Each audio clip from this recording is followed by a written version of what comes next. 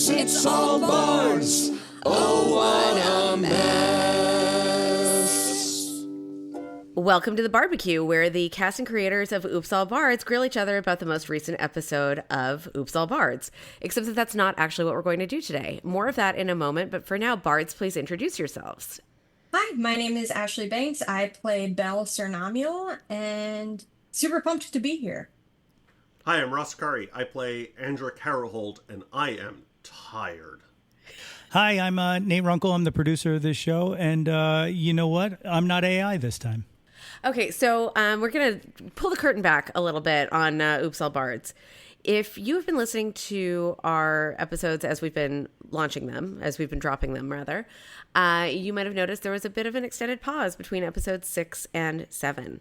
And so what had happened between episodes 6 and 7 is that Ross and I actually had a baby. And I completely misjudged how much of my time and bandwidth and emotional stores would be occupied in taking care of this small potato and keeping him alive. So needed a little bit of time to figure that out. Ross also needed a little bit of time, but he wasn't responsible for making sure the next episode got out. So Nate very graciously gave me the time that I needed to get him the notes and the couple of things that needed to be re-recorded before episode 7 dropped, and we put a little tiny episode out there explaining what was going on. But just to pull back the curtain even further, we recorded the entire season of Oops All Bards. We wrapped that up in December of 23 or Yes. early January, December 23. Yeah. And at that point, when we finished the last recording, we also recorded the barbecue for the last episode. But there were a couple of episodes we didn't have barbecues for yet. So we recorded a couple of other barbecue episodes in January of 24, maybe February, maybe even March, right before my baby was born. Because I remember it being are we actually going to be able to get this recording in time situation? So we were able to record through episode 8, barbecue. So I think we recorded 3 that night. And then we got into episodes 9 and 10. And 11, I guess. So yeah, because we're planning on running a 12 episode season, which, spoilers, I guess, we haven't really officially announced it anywhere, but 12 episode season. We had barbecues up through episode 8, and then we had the one for episode 12. We had recorded at some point a bonus episode. You'll be getting that probably after episode 9, but we still needed to fill in some additional stuff, and I couldn't ask the cast to go back and remember what they were doing 7 months ago for these couple of missing barbecues. So we started talking about what is it that we can do. And then Wizards of the Coast, surprisingly, actually did us a solid this time. We're not huge fans of Wizards of the Coast here, which we'll talk about in a little bit. But in this particular instance, they announced the release date for the new Player's Handbook, which you'll hear us probably call the new Player's Handbook, or PH24, or PH 2024, or the 2024 Player's Handbook. Any of those are correct. I think it's actually Player's Handbook 2024 on the cover. But they're going to be releasing that in a couple of weeks. Maybe we'll call it Steve. Yeah, sure, we'll call it Steve. So Steve is coming out in a couple of weeks. But in the meanwhile, there are some changes to Bards specifically that it seemed like we, as the people behind Oops All Bards, should be talking about. So instead of a barbecue talking about episode 9, I'm so sorry if all of you really, really cared deeply about the ongoing adventures on the train. We will get back to that. But we're going to be doing this barbecue talking about the new Player's Handbook, and specifically talking about the Bard stuff going on in the new Player's Handbook. I will note up front that none of us have actually seen the new Player's Handbook because it doesn't come out for another couple of weeks, and we are not important enough in the D&D space to have gotten an advance copy. So we're going into this based on the notes that have been taken and articles and videos that have been released by several other creators in the space. I will give credit to those of them that I can remember at the end of this episode. But for now, we're just going to jump into this conversation. To start with, this new version of the Player's Handbook, the Player's Handbook 2024, is supposed to not necessarily be an entirely new rule set, the way that 5e completely reset version 4, the way that version 4 completely reset 3 and 3.5. It is, in fact, being marketed as a complement to or an extension of 5e. And we're being told that it's going to be backward compatible to 5e, meaning that all of these changes, you'll still be able to run the pre-existing modules, which the most recent of which were just published. Ross, when did that last book come out? Like in the last month, right? Quest from the Infinite Staircase came out right as we record this. It came out like 3 weeks ago. Yeah. So they released one last 5e book. And they had announced that would be the final adventure anthology. Adventure or anthology. This one was an anthology released before the PHB and the rules refresh, as they're calling it, comes out. Right, which also you'll hear the term 1D&D used for this kind of new collection of rules that are coming out.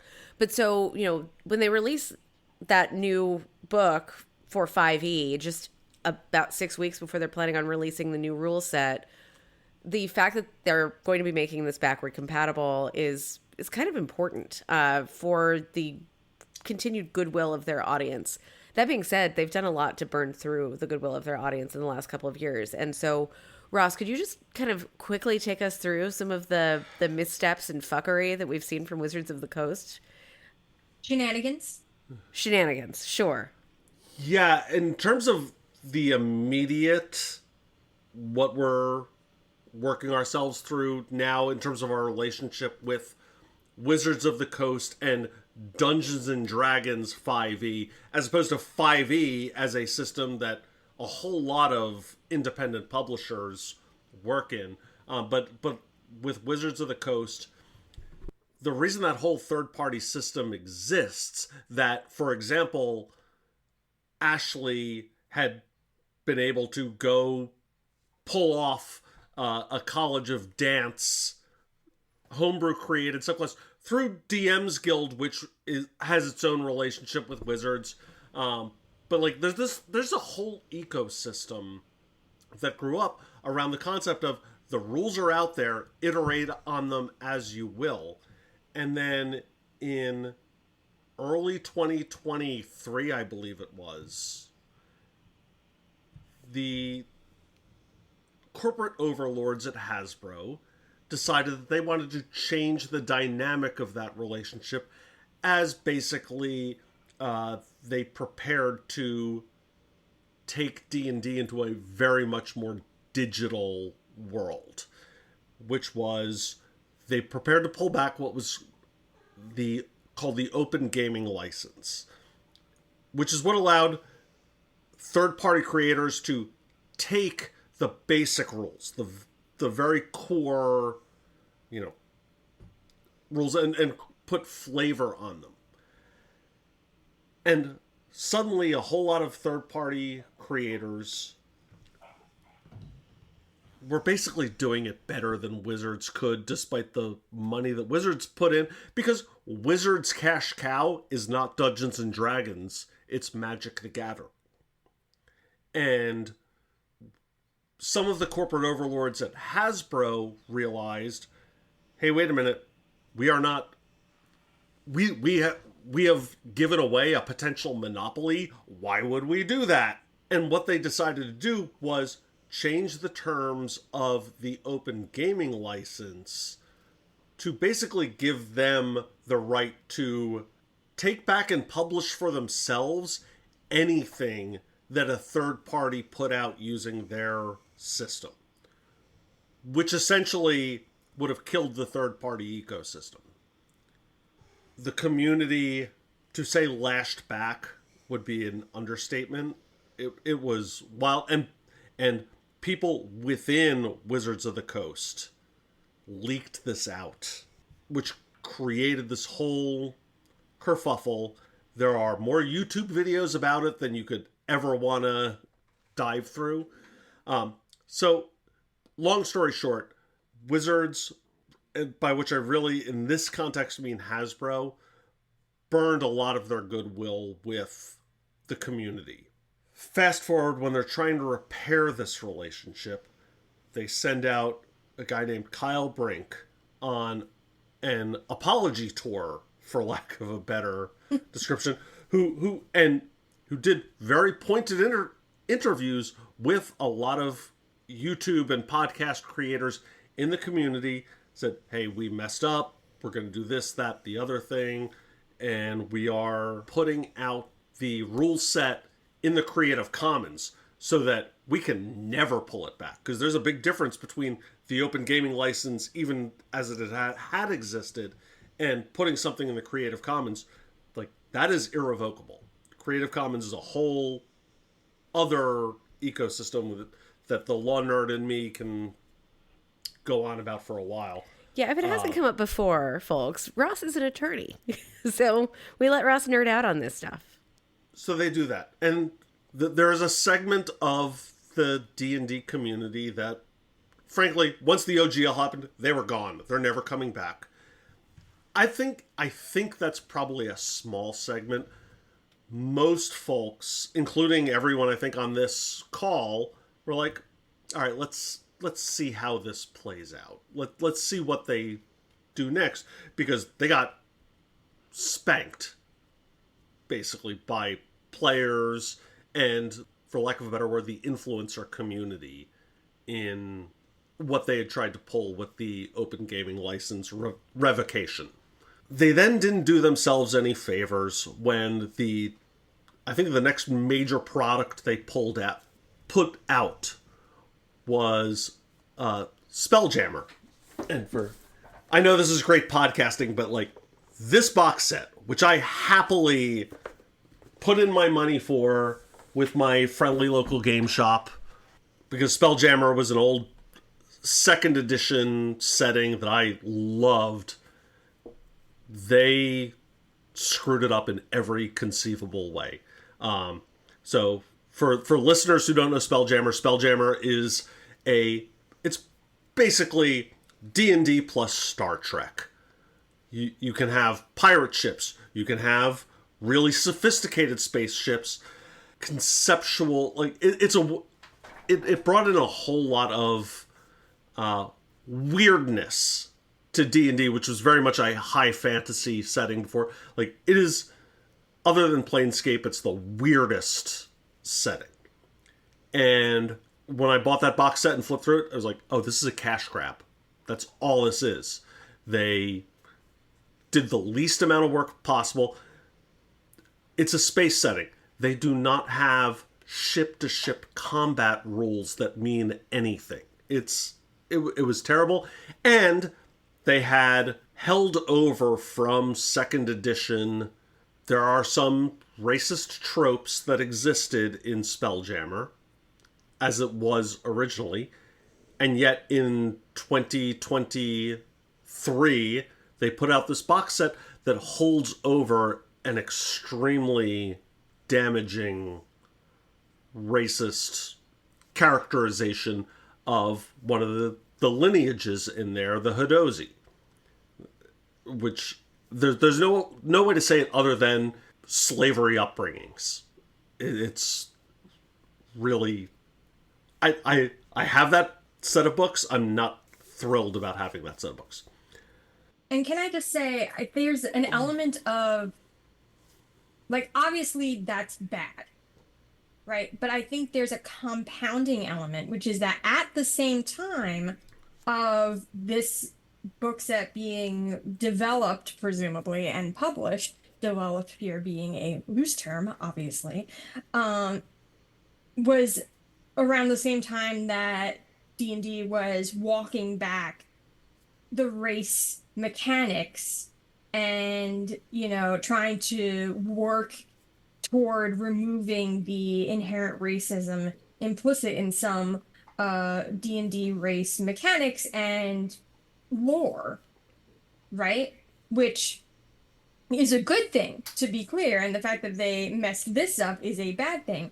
But I think it also just highlights how much of a cash grab that was and how lazy it was, right? Like, it's not, obviously, if the whole of, what Wizards was publishing and doing at that time was laden with these racist issues, that would also be a problem. But we have proof from the time that they were aware of these issues and working to address them, which just goes to show how little care and attention was given to Spelljammer. The BBQ heads back to the grill right after a quick ad break. All Bards, we're back. So right around the same time, or just a little bit earlier, Wizards had put out Journeys Through the Radiant Citadel, which is a whole anthology of adventures by writers of color based on their cultures, and give you tips as someone like me, a white dude, like, here's how to run an adventure based on a Korean marketplace. It's... Or Day of the Dead festivities. I've run a couple of modules from this book, and I love it. It's beautiful. And so it feels like there are elements within the corporate structure at Hasbro to Wizards, and then over to specifically the D&D team. I'm not a Magic player, but I know Magic the Gathering has had its own set of issues. Not necessarily the same, but in terms of cash grabs, I know that Magic the Gathering has that kind of thing going on as well.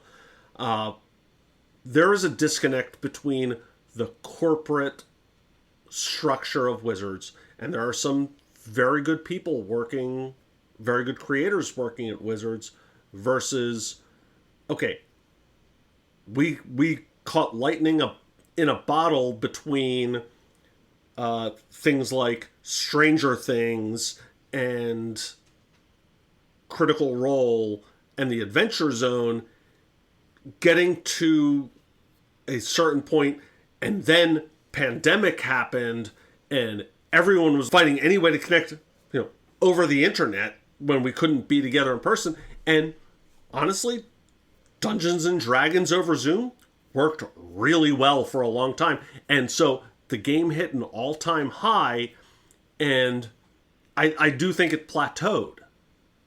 Because of that, like, there's only so much more you can do. And they're now trying to wring as much money out of that well as possible, and it's not going well. Right. And so let's just stop there, because that's actually an accusation that's been leveraged against 1D&D and the 2024 Player's Handbook, is that it is not so much a new system or even that sweeping of an update to the previous system as it is a cash grab. The point has been made that some of the quote-unquote new features or new feats or spells or what have you that are rolling out were already available through various sources. Some of them are just codifying other official WotC sources. Some of them are taking homebrewed sources and making them canon. And a lot of the, I think, very fair accusations that have been leveraged against this, again, we haven't seen the new materials. We're going basically entirely off of what other creators have said.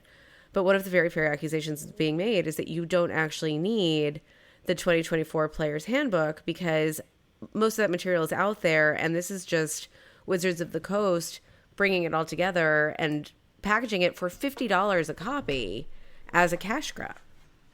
So I guess the question here is, based on what you know so far, and we'll go into some more of the details, but based on what you know so far, is it possible to be optimistic about 1D&D and the new Player's Handbook, or are we kind of approaching this cynically from the start from what we've experienced with Wizards of the Coast in the last few years? I think there's an element of cautious optimism, right? And I will acknowledge from the jump that I'm biased, because I've been waiting for a College of Dance Bard for many, many years. Even well before this, Belle is my second dance-focused bard. I've been waiting for this for so long. So I recognize that I have a vested interest in this new Player's Handbook, if for that and only that. That being said, how do I phrase this? It could be a cash grab. Many of the reviews that we've seen so far imply that it's not just a cash grab, right? Anything that Wizards does, I think at this point, can be solidly classified as a cash grab, right? Like, That's fair. that's a given. The question is it any good, right?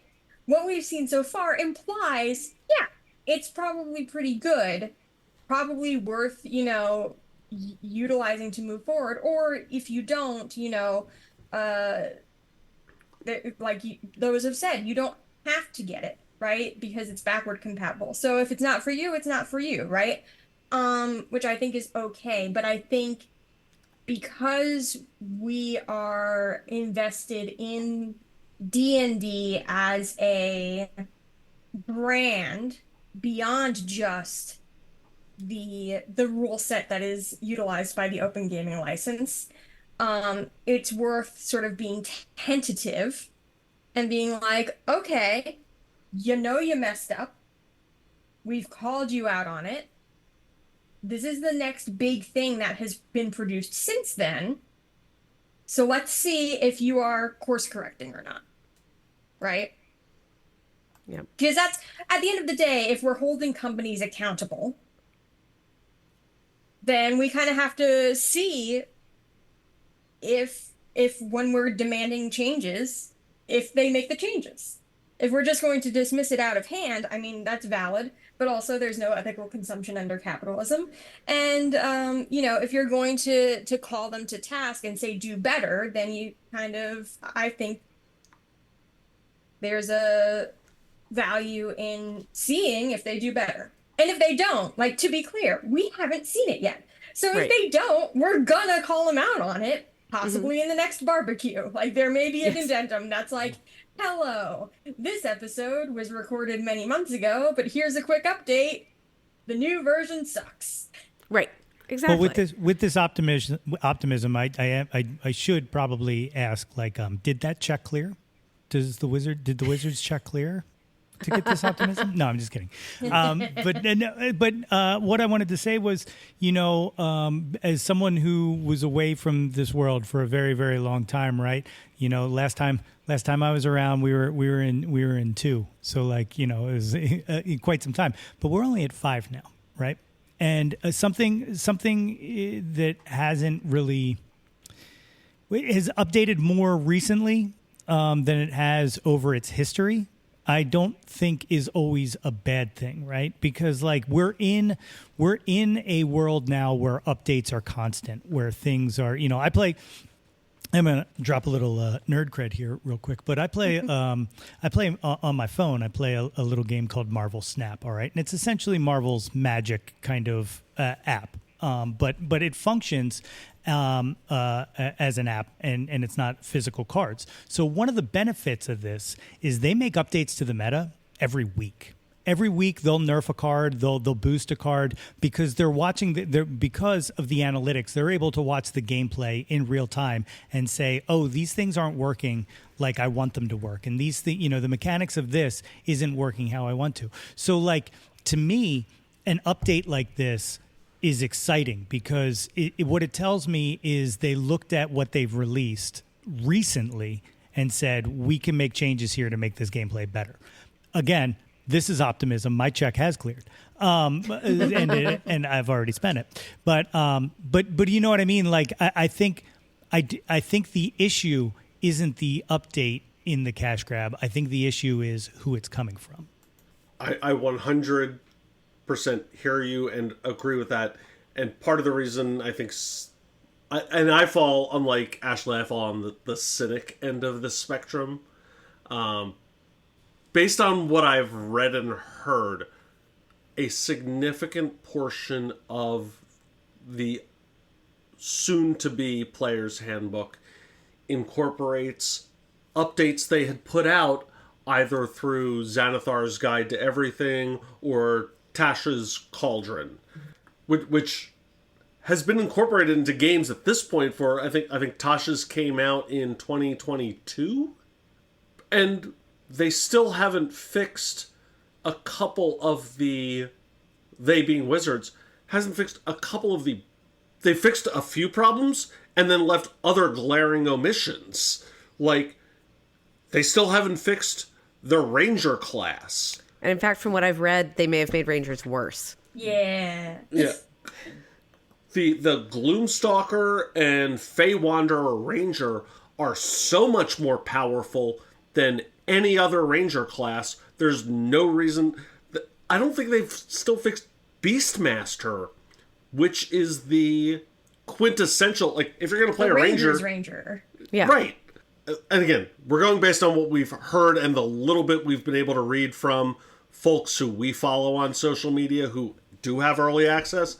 Like, Monk still isn't fixed. They still haven't put the Artificer into the player's handbook. Wait, what? Yeah. Yeah. The Artificer is not. It is the same 12 classes. Artificer is still not officially a class. I Okay. believe that Artificer had been, like, when they were playtesting one D&D a year and a half, 2 years ago, I believe that Artificer had been one of the things that I'm was sorry. playtested. I think we may have just broken Ashley. Here's the thing. And I'm regretting being an optimist now. because here's bounced. the thing. That check, I never got a check, okay? I was being generous, and I'm so mad. Here's the thing that makes me so mad so consistently with Wizards, and believe it or not, it's not the big shenanigans that we've already talked about. Because, like, I don't know, to a certain extent, I've just become desensitized. Like, the big shenanigans, I'm like, well, the world's on fire, whatever, right? But the thing that just seems so grating to me personally, because it's just, like, so easy to fix, is the omission of really obvious stuff. The Artificer it's done. People have been playing it for how many years now? So many years now. I don't even know. Why not include it? It's free. You don't even have to make any more effort. You already have it. Just put it in the book. Yeah. All right. Well, this is not Oops All Artificers or Oops All Rangers. Yeah. I do want to just go through a couple of other things that we know quickly about the new player's handbook, because I think that there are a couple of things that I really like, and there are a couple of things that I really question here. First off, big change for those who've been playing D&D for a long time, and it's really kind of a semantic one, but I think what we know, especially, since a lot of the Black Lives Matter protests in 2020 and ongoing, is that words have a lot of weight. And so one of the changes that they've made, which again seems like a small one, but I'm sure that they're going to get accused of being woke here, is that they're changing the word from race to species. Intuitively, this makes sense. Like, when you are comparing, that is what it is. It is what it is. When you're comparing, like, a walking, talking cat to a human, those are not the same that is not a quote unquote racial difference to the extent that race even exists. Those are different species. So what they are actually doing is making this a more literal distinction, versus calling it the race. So, like, it's a small change that is probably going to piss some people off. I think it's a good change like, that is the term that I have been using anyway. And race.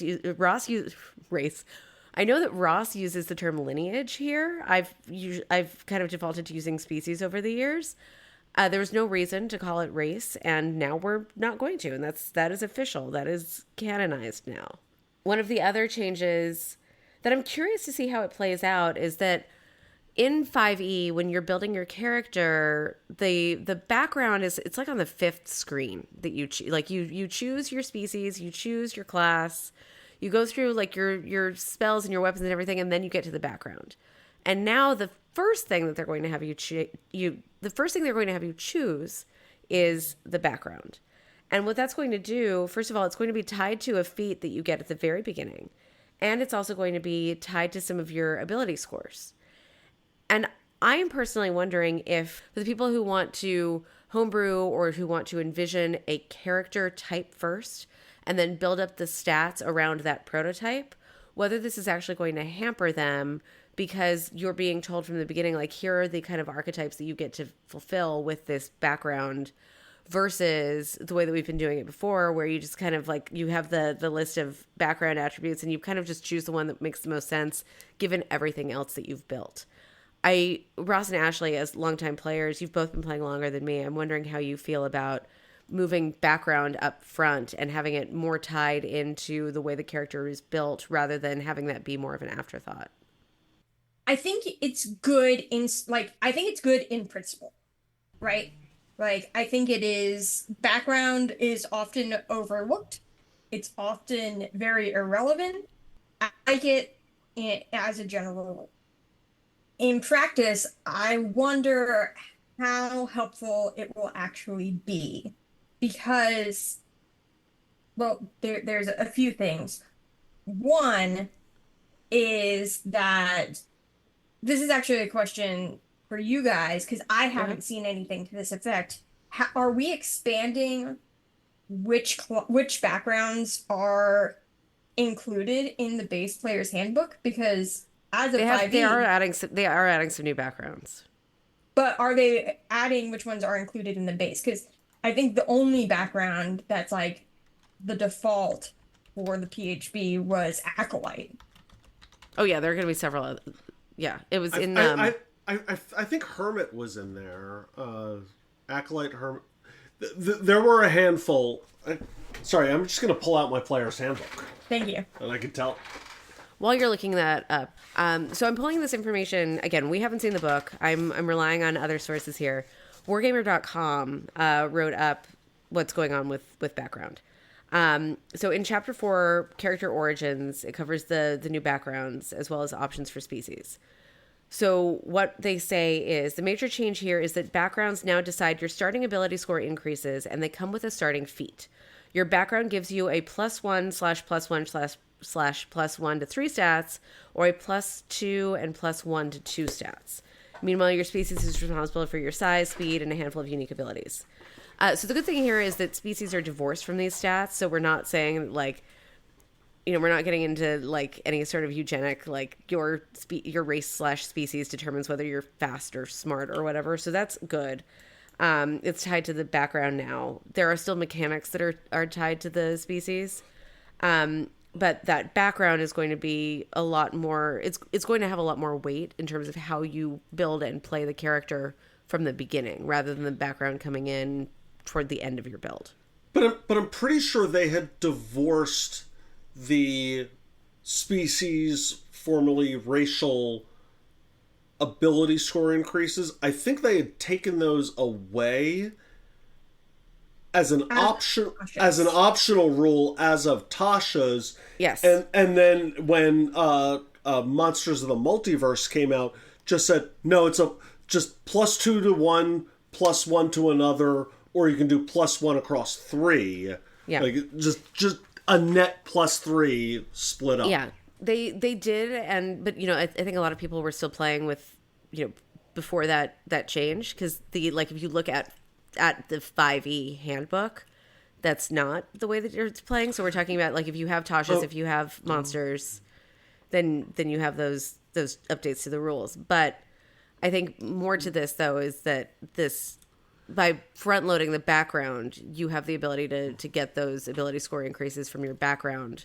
rather than from your species. But one thing to talk about then, is there any reason for people who already own these books to buy the refresh versus like Nate, who probably does not have these books? I would absolutely say, Nate, yeah, if you're going to buy a book, buy the new player's handbook, because it incorporates a whole lot of work that's already been done.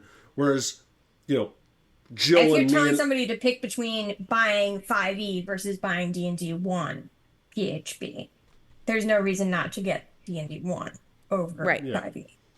The Bard BQ continues right after these messages. All bards, we're back. Okay, so a couple of other changes that we know about from the sources that we've been looking at. There's an addition. This is a big one that a lot of people are very excited about for the 2024 Player's Handbook, which is weapon mastery. And what that is that weapons that you have achieved mastery in, there are extra features that are tied to them. So certain types of weapons have certain other things that happen when you use those weapons and you actually successfully hit when you use those weapons. D&D Shorts does a rundown of a couple of those in one of his videos. So I'm not going to really go into that, but it sounds really kind of fun that like when you use this weapon, not only are you inflicting damage, but there's a secondary effect. So lots of people are very excited about that. However, D&D Shorts also mentions that this is something that's been working in Homebrew for a long time. I believe he said that it was also in Unearthed Arcana, so it's not really new. It's just new in the official source material. Another thing that comes out is a new use of the way that inspiration works. This is the inspiration that you get from your DM, not Bardic inspiration, although we will get to Bardic inspiration because there's some stuff there too. New use of inspiration there. Historically, with inspiration, you have to decide at the time that you roll whether you're going to use the advantage that inspiration gives you. And now the change is you can roll your d20, see if you succeed or fail, and then decide whether you want to roll with advantage using that inspiration too. So that's something that a lot of DMs will already let you do, just that kind of open roll on your inspiration, but now that's codified. Another thing that a lot of DMs will let you do, but now is official, is taking a potion as a bonus action. It's always seemed silly to me that you had to expend an entire action to use a healing potion, or really any other potion, but especially a healing potion, because that meant that you couldn't necessarily like heal and then also get out of harm's way or defend your compatriots or take an attack yourself. So now you can. And I think that that's a good improvement. It's a small tweak, but it's a good thing that a lot of people were already doing, but is now officially in the rules. They've also introduced a new structure for how that feats work, and there are a ton of new feats. There are also some new spells. And then the last thing that I wanted to just mention really quickly in terms of changes and updates in this new text is people are really seeming to rave over the art in the new player's handbook.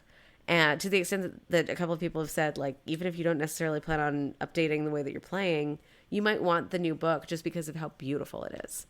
So those are the changes kind of to the player's handbook itself before we get into the changes to Bards. But did anybody have anything else from what you've read or seen that you wanted to comment on before we move on to talking about Bards? The potion thing is very funny to me because I don't know anyone who has ever charged a full action to down a potion. The way I run my games, Jill, I know the way you've run a couple private games, it is a bonus action to drink a potion yourself. It is a full action if you want to administer a potion to someone else, which I think is a very fair way of doing things, because you have to take the time, and it only comes up when someone is down and you need to pop someone up. I think that is worth spending a full action on. But yeah, of course, drinking a potion is a bonus action. For almost 10 years now, every DM I know has used potions as a bonus action. I'm glad they did that. But to switch, the one other structural interesting thing that I think they've done is that subclasses, regardless of your class, come online at level 3. Yes. In the 2014 system, there was a range of when your subclass comes online.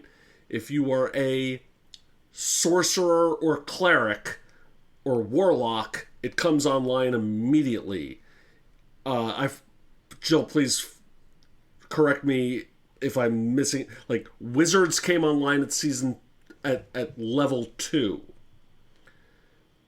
Rogue, like a bunch of classes come on at level 3. But there was a disparity in, well, if you're going to do a 1-level dip, there are certain classes, specifically cleric and warlock, that make a whole lot more sense to take a 1-level dip in, because you get a whole bunch of subclass features immediately versus, well, if I want to dip into fighter, I have to take 2 levels to get to the good Battlemaster stuff. Yeah. Well, so that's actually a great opportunity to start talking more about rogues. Wow, about rogues. I'm forgetting the topic of my own podcast. Oops, all rogues. That again. So that gives us an actually really good opportunity.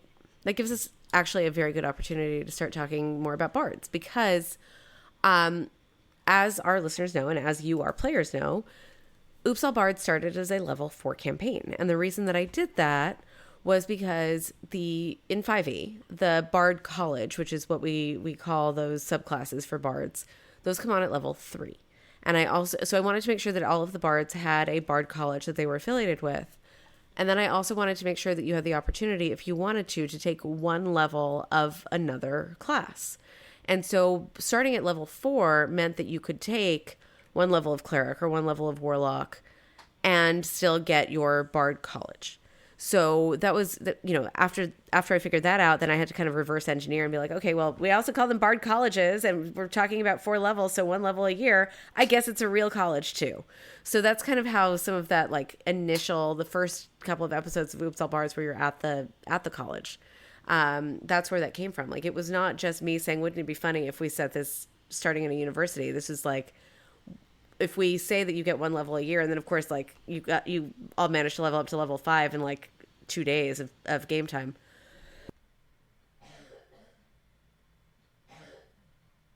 So, I was able to just kind of say, like, if I want everybody to have your one Bard subclass, your one Bard College affiliation, that was going to be an easy way to do it.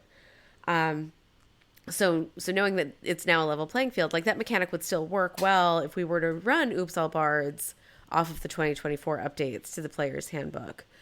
But it would also potentially give you some disincentives, I guess, to add one of those subclasses, or not a subclass, to add a...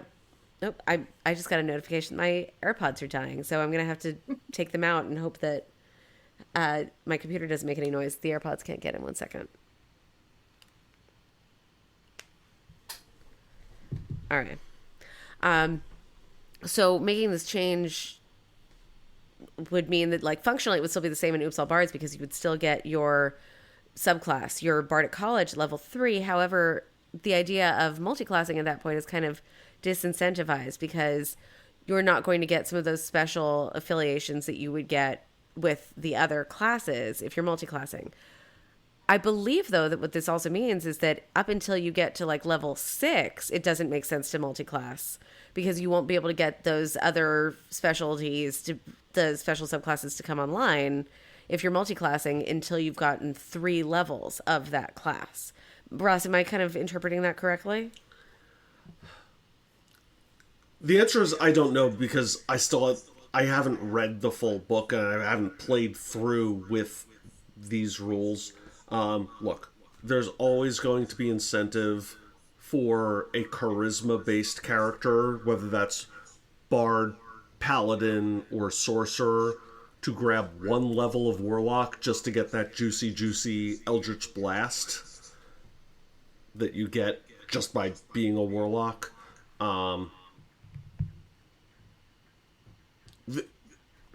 Otherwise, it does disincentivize doing a dip.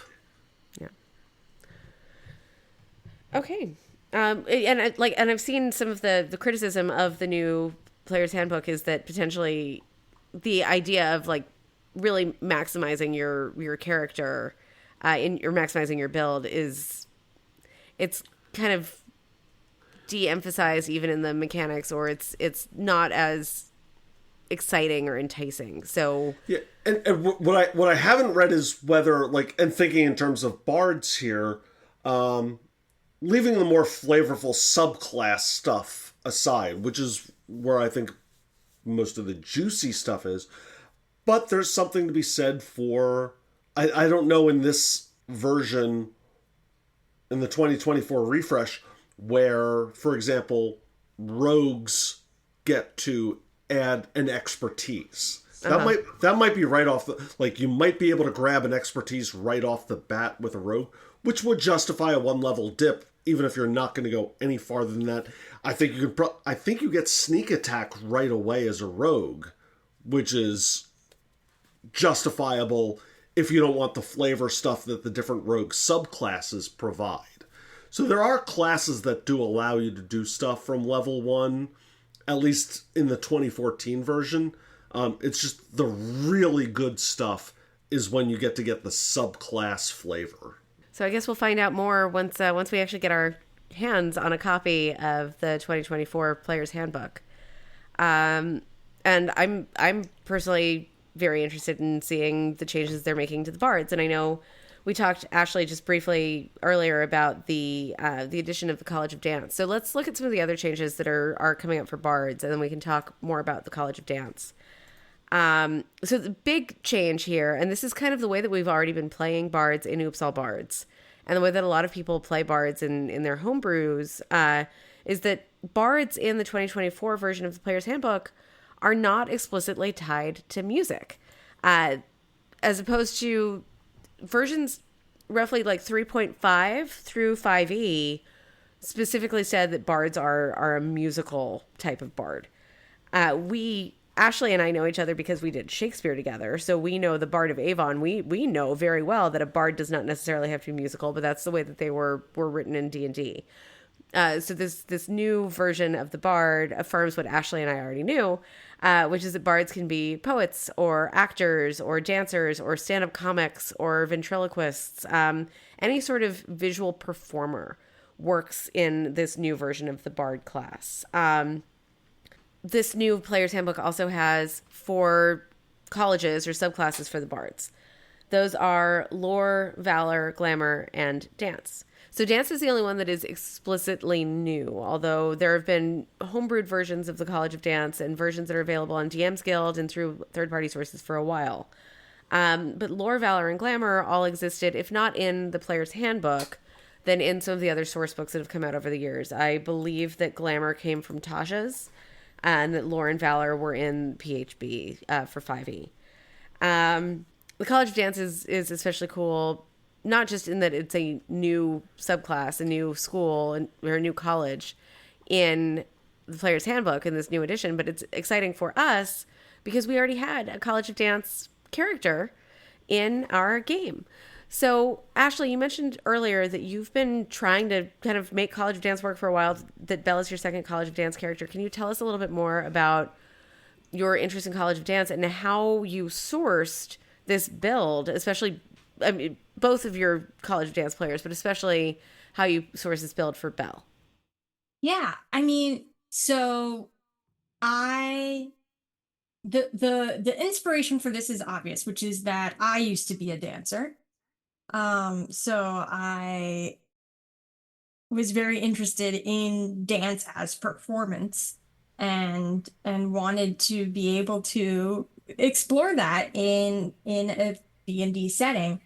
And I'll tell you, the hardest part of homebrewing or, cobbling and Frankensteining together the College of Dance was always unarmored defense. Because, Jill, you were a very generous DM and let me just straight up homebrew and be like, yes, this college gets unarmored defense, which only makes sense, right? Like, Right. much like how monks get unarmored defense, if you are a class that is mostly focusing on being able to move your body freely, you need to not be wearing heavy or even medium armor, right? But if you happen to have a DM who wants things, a little bit more by the book, it's really freaking hard to get Yes. unarmored defense attached to a character that isn't a monk. But now it's official. But The now College it's of Dance official. Bard. I am just so excited that I don't have to think about it anymore. Yeah. Ashley, could you actually explain for our audience what unarmored defense is? Yes, so unarmored defense, and I sort of alluded to this a few seconds ago, but it is a stat feature for monks and now for College of Dance Bard, where your AC is not, you can't wear armor. When you are wearing armor, it's normal. But when you're not wearing armor, your AC is calculated by your dexterity modifier rather than, and your constitution modifier, which is already included, right? But rather than adding in your armor, you're basically adding in your dexterity modifier. And it gives you a way to have a reasonable armor class without having to be wearing armor. And honestly, mechanically, it doesn't make a ton of difference, right? Like it ends up scaling in the same way that like at the point where your dexterity modifier is increasing, other characters would be getting better armor, right? Right. But flavor-wise, it just doesn't make sense for my little dancing character to be clomping around in like 20 pounds of metal. It would. I mean, it would make for a fun challenge for Nate to have to create the sound for that. Yeah. Clank, clank, clank, clank. Yes. So I know again, like mechanically, does it make a difference? Really? No. But flavor-wise, the fact that it's official is just such a relief. I'm so excited. That's awesome. So, other than kind of figuring out how to make unarmored defense work, which like I know we talked about it at length when we were building Bell. Where else did you source the College of Dance build as you were creating Bell? Because again, it did not exist officially within the D&D world. It existed through homebrews. It existed through third-party modules. Yes. I'm going to be honest with you. Don't fully remember where all of it came from. It's very much a Frankenstein class. There were some third party, like, I want to say DM's Guild had one that was pretty good. I know that there was one from like the D&D Beyond blog that we looked at. Yes. And there was one that I found just like scrolling through Reddit archives, like yeah. And what I ended up doing, and one of the ones actually that I ended up using as the base in D&D Beyond, so that because like D&D Beyond custom classes is not what you would call easiest. It's not very user friendly. No. So I ended up using just one that was like publicly shared from that list. And it was called the Collage of Dance, which bothered me every time I had to look at it. But it was actually probably like one of the most solid foundations in terms of what I was looking for mechanically and flavor-wise, right? So when I was going through, I was trying to balance like things that just made sense, right? Like there were College of Dance homebrews out there in the wild that didn't have unarmored defense. And I was like, but why? So, things that I knew were sort of a must-have for me mechanically, and then trying to find a balance beyond that of the things that seemed fun flavor-wise, but also mechanically fairly balanced. There were some that I came across that was like, this is really cool, and it is so busted, right? But there were some that were like, wow, this is actually way too conservative and like does not scale, and when you move forward in the game is going to be like you might as well be an NPC because you're going to die in 2 hits, right? Like so finding the balance of things that were interesting but also seemed reasonably balanced mechanically. And I ended up being like, I like this thing and I like that thing, and I just sort of took them all and smooshed them together with a lot of glitter glue. Yes. And that's how I ended up glitter with being the operative word there for Belle. Yes. So some other things that are going to be available for the College of Dance Bard. You'll get something called Agile Strike, which means that you can expend a Bardic Inspiration point for an unarmed strike as part of the same action or reaction. So which effectively will mean that you'll get to take 2 actions or 2 reactions. There's also Bardic Damage that is going to allow you to use your Dex modifier instead of your Strength modifier for damage, and also add Bardic Inspiration to the damage that you're rolling, Yeah. It's a limited. I think it comes on at a higher level and it's limited to the number of times that you can use it. But that's still a nice still a little lot of feature fun. there. Yeah. There's going to be a version of evasion. It doesn't come on until level 14, but it's still very cool if you're playing that long. In this one, your dex throws are going to be, if a successful dex throw is going to be half damage for failure and no damage for success. So even spells that will do damage, even if you manage to succeed on a save, you're not going to have to worry about any damage at all. There are a couple of level 6 features that are coming on. A couple of level 6 features that will come on. One is inspiring movement, in which if your enemy enters melee range, you can use your reaction to spend You can use your reaction to spend a bardic inspiration die and move up to half of your movement without provoking an opportunity attack. So it's kind of a yes. You get to share it. Yes, you get to share I'm it. so excited. So it's like it's disengaged, but you also get to help others disengage in your party. And then there's also tandem footwork, which lets you spend your bardic inspiration when you roll initiative, and you can add that to your initiative, and you can also add it to your allies' initiative. Mm-hmm. So you're getting, like, bards are always kind of seen as a buffing type class. And here we're really seeing that there is a direct tie between this subclass that you've chosen and how you can buff the other players. It's not some ephemeral, like, oh, I don't know, maybe you'll like inspire them and they can choose to do the thing. Like, this is, no, I'm going to give you 5 extra points on your initiative. Yeah. This is, no, I'm going to see the enemy approach us and I'm going to hip check you out of here. Yes. The Bard BQ keeps on grilling. Right after these notes from our sponsors. All Bards, we're back. Everything I've read, I adore the way, like, I am cynical of wizards. I really love this specific subclass in this edition. They have, because I'm pretty sure that Bard was originally a subclass of rogue. It was. Yes. And they have very much put the roguish elements back in, taken away the, like, you don't have to be a singer, and made it, here is how to be sneaky with a flourish. Mm-hmm. And it is, I love the subclass. Again, having criticized wizards and being skeptical of 2024, this specific subclass, the way they've written it, I think it's really wonderful. I'm pumped. Yeah.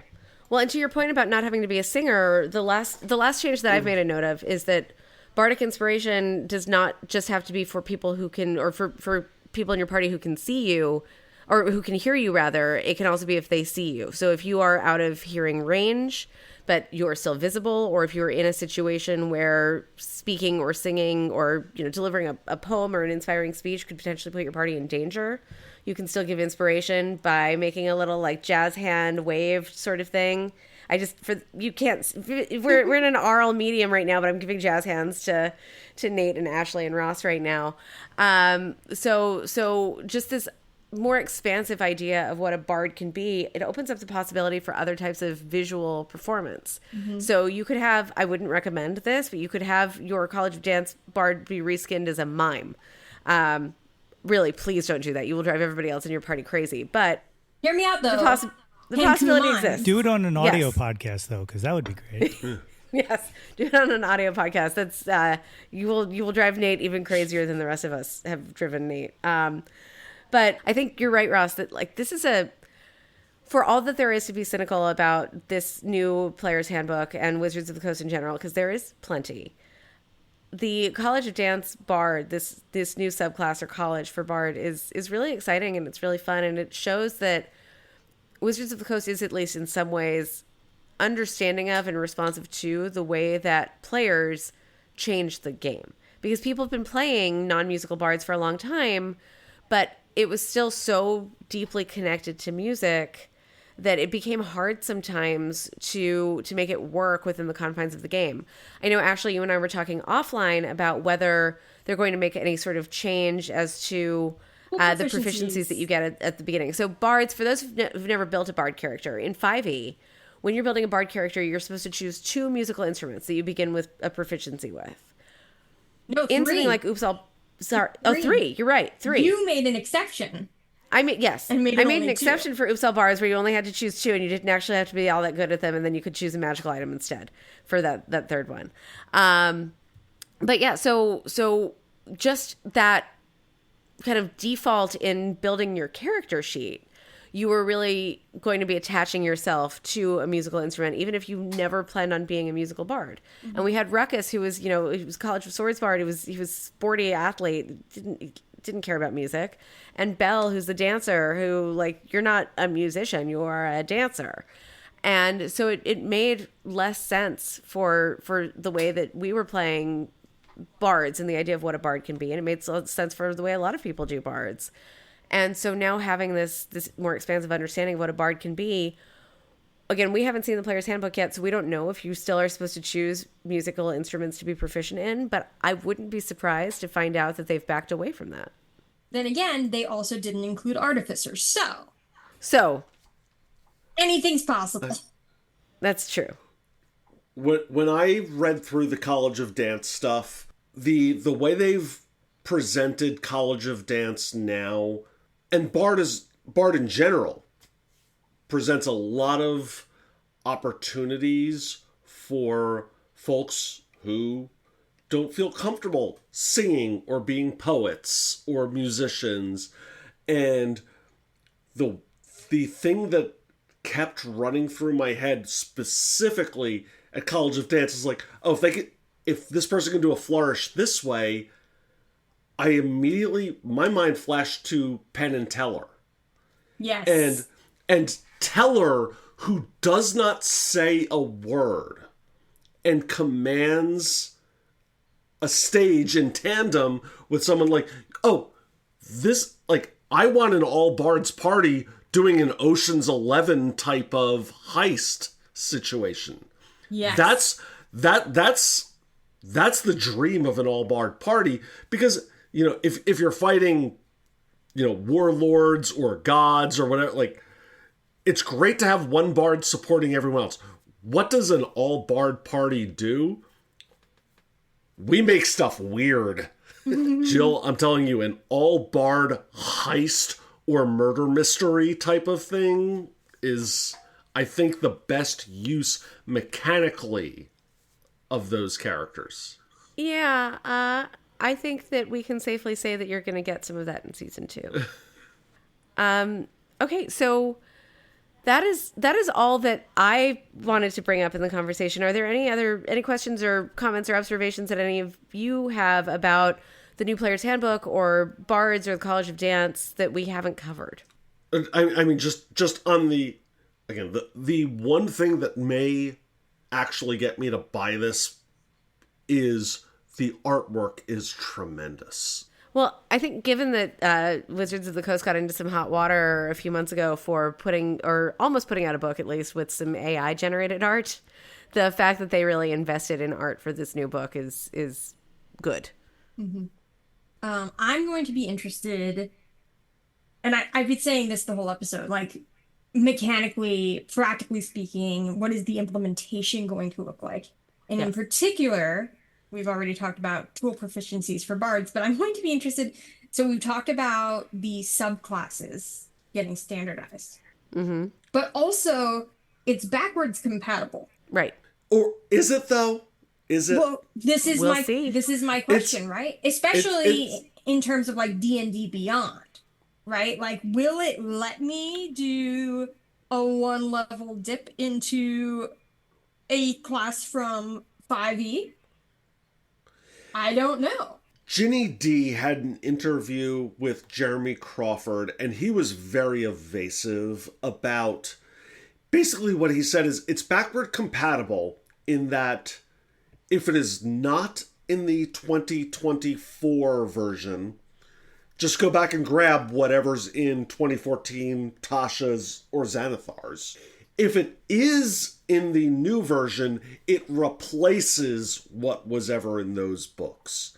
And again, I'm sorry to just bang on my dead animal companion.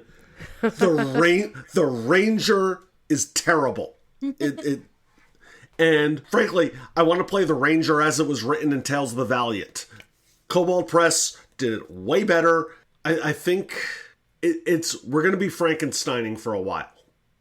Oh, sure. I think- I'm going to be interested in how they handle that virtually, right? Like at our table, whatever the DM approves, Right. I can do, right? But in terms of things like the character builder on D&D Beyond, if I have both versions, theoretically I should be able to do whatever I want. But we already know that that's not really true. Right. But I'm going to Right, be interested to see how they handle that.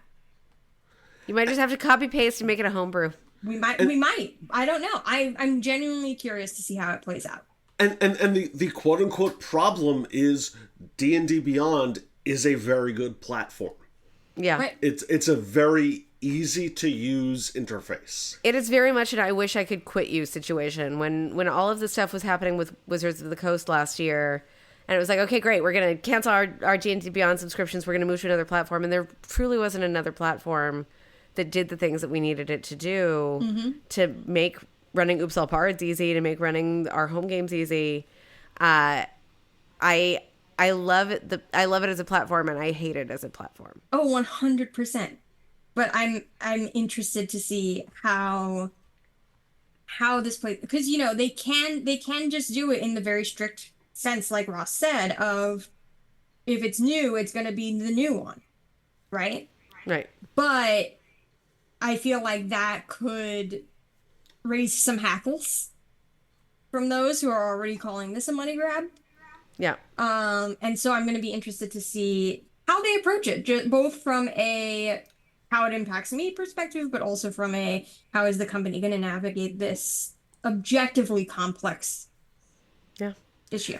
For how much longer do we think 5e and any variation of 5e is going to be the dominant system? Because we've seen, like, Critical Role has created Daggerheart, which they have not put onto stream yet, but all indications are that they will probably move to their own homegrown system. They've also put out Candela Obscura. We've seen Dimension 20 but like start incorporating kids on bikes in a couple of their campaigns. And let's be real, the streaming podcasting system is part of the proliferation of this whole genre. I'm not even saying the genre. Adventure Zone dipped into Monster of the Week, and I think they did a few. Yeah, but so all of which is to say is, like, people who are influential in this space are not necessarily committed to 5e. I think in part because Wizards has not reciprocated the relationship once it expended its usefulness. So, like, if we were to start a new campaign 3 years from now, will we even be using 5e? Because here's the thing, we're all friends, we're going to be playing games. Are we still going to be playing 5e in 3 to 7 years? I mean, there are people who are still playing AD&D, so maybe. I mean, there's already a move, right? Like, theoretically, Wizards also wants you to eventually not be playing 5e, and they want you to be playing D&D 1, right? But I do think, to your point, Ross, that how they implement this is going to be a factor in whether 5e/D&D 1 remains sort of the dominant system versus really alienating anybody who's still holding on, and there being sort of a large shift to other platforms. Yeah, I don't think anybody's expecting them to just like flip a switch. They are aware that there's going to be a transition. Sure. And D&D will always be the elephant in the room. I'm just wondering if the system is going to get, or if the gaming community is going to get more spread out in terms of what people are playing And will it no longer be... I mean, it's already leaning away from being a monolith. I mean, I think yes. I think it's going to continue to become less centralized, but I think that this is like the D&D 1 shift is not going to be the deciding factor. I think the OGL was the turning point for that. Yeah. I agree. But we could talk all night. We could talk all night, but it's late and I'm worried my baby's going to wake up if we talk for much longer. So before we go, I just wanted to give thanks to some of the creators whose work really influenced our ability to have this conversation today, because once again, we have not seen this new version of the Player's Handbook. If anybody at Wizards of the Coast would like for us to see that, that's great. I can't promise we're going to say nice things about you, any nicer than we've already said, but we'll take a look at the book. But thanks to Ginny D and D&D Shorts on YouTube. Thanks to CBR, Polygon, Mirror, Wargamer, and thegamer.com. All of you put out materials that were incredibly helpful for us in putting together this episode of the Barbecue. Ashley, Nate, Ross, anything else that you'd like to add before we sign off? Especially with respect to Ginny and D&D Shorts, if you're not familiar with them, go follow their YouTube channels and back their Patreons. Cool. All right. Well, from all of us here at Oops All Bards, thank you so much for joining us for this very special edition of the Barbecue. We'll be back in, we'll call it 2 weeks, we'll see, with episode 10 of Oops All Bards. And then 2 weeks after that, we will have another very special episode of the Barbecue where we will not necessarily talk about episode 10, but we will be talking about Oops All Bards more generally and some other cool stuff. Have a great evening, day, week, whatever it is, however you listen to Oops All Bards in whatever increment, and we'll see you soon. Oops All Bards is created, GM'd, and directed by Jillian Ashley Blair Ivy. This episode was produced, edited, and sound designed by Nate Runkle. Oops All Bards stars Ashley Banks as Belle Sternamiel, Ann Coleman as Clarice Sauercloud, Ross Curry as Andra Carohold, Tage Sinha Das as Cretaceous Thunderthigh, and Bob Killian as Colonian Stumps. The Oops All Bards theme song is by Bob Killian, with additional lyrics by Jillian Ashley Blair Ivy. Oops All Bards is executive produced by The Porch Room. We are part of the Porch Room Network on Spreaker Prime. For more information, visit oopsallbards.com. Thanks, and be sure to rate, review, and subscribe to Oops All Bards on Spotify, Apple Podcasts, or your podcatcher of choice. And follow us on Instagram and YouTube at Oops All Bards. We'll see you next time. Oops, it's all Bards. Oh, what a mess. Another quality podcast from the Porch Room.